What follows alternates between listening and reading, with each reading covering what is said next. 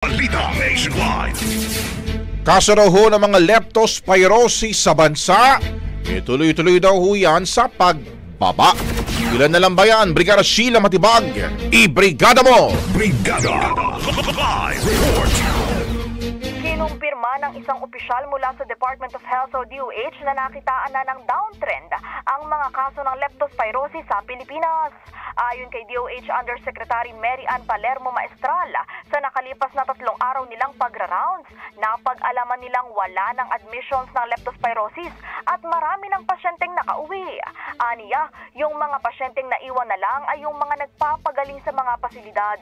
Una nang pinaalalahanan ng DOH ang mga taong lumusong sa baha na agad magpakonsulta sa doktor upang matugunan ng maaga ang sakit.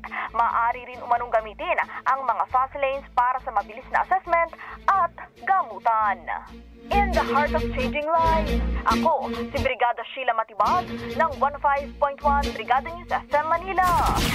The News Authority. Bagong-bago.